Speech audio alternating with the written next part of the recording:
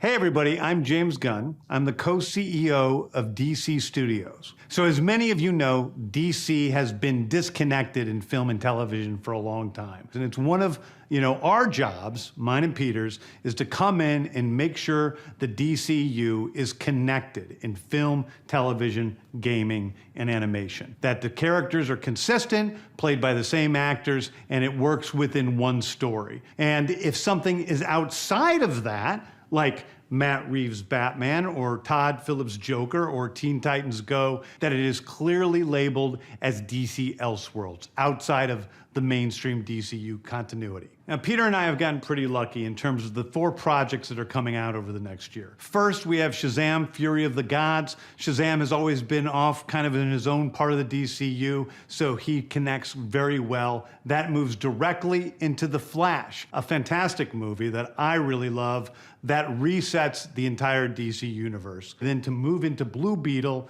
a fantastic film about a kid who's a marvelous part of the DCU, and then into Aquaman 2, which leads directly into our next few projects, which I'm going to tell you about now. So, Peter and I, along with a group of very talented writers, have started to map out an 8 to 10 year plan of what DC Studios will be in film, television, and gaming. This first chapter is called Gods and Monsters. Now this, what I'm about to tell you, is a part of the first chapter. It's not the entire first chapter. The first project is Creature Commandos. Creature Commandos is an animated series. I've written all the episodes. Something we're going to do that's a little bit different at DC is we're going to have characters move into animation, out of animation, usually having the same actor play their voice as who plays them in live action. The next project up is Waller. This is a story of Amanda Waller, played by Viola Davis. Viola Davis is going to team up with members of Team Peacemaker, and this is a story that's been created by Crystal Henry, who did Watchmen, and Jeremy Carver, who created the Doom Patrol. It is a fantastic story that's out of this world, and I can't wait for people to see it. Okay, next up is the big one, the true beginning of the DCU. This is called Superman Legacy. This is being written by me. I'm in the middle of it. I'm having a great time doing it.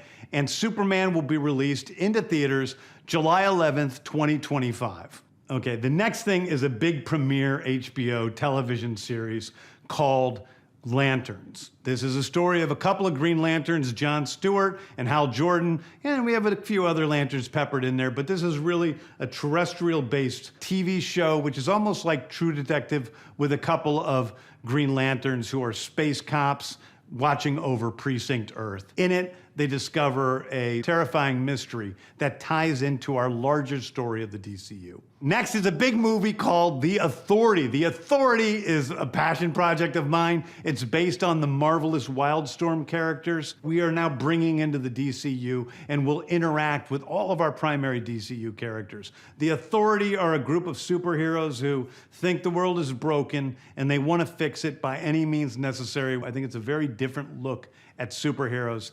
We're doing a television series called Paradise Lost.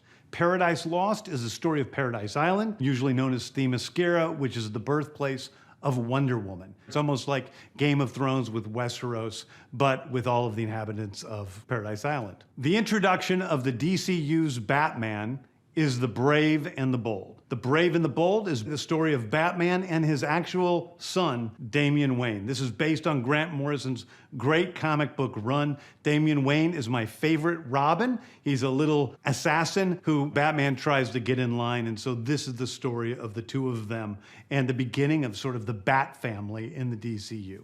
Next up is a TV series called Booster Gold. Booster Gold is one of comics' really popular cult heroes. He is a fascinating guy. He's a loser from the future who uses future technology to come back to present day and become a superhero so that people will love him. It is basically the superhero story of imposter syndrome on an HBO Max series. One of my favorite comic book series from last year was Tom King's run on Supergirl, Woman of Tomorrow. And so we're going to turn that into a big science fiction epic film.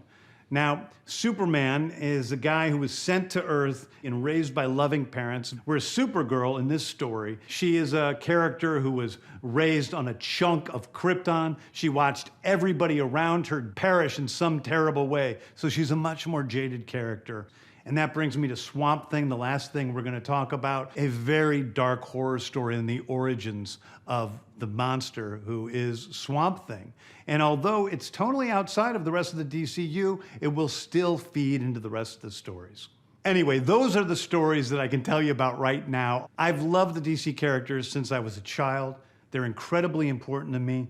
I knew that this was a once-in-a-lifetime opportunity to do something very different. One of the things that's very important for me in all of these movies and TV series is that the director's vision and the vision of the writers and all of the creators is unique and something special. Storytelling is always king. That's all that matters to us. And I want to be true to those stories. I want to be true to you guys and really give you something different than you've ever seen before. Anyway, thank you, everybody. I appreciate you watching. I hope this was exciting for you because it's really exciting for me. And I can't wait to start to dive into these stories with you guys on this grand adventure. Thank you so much.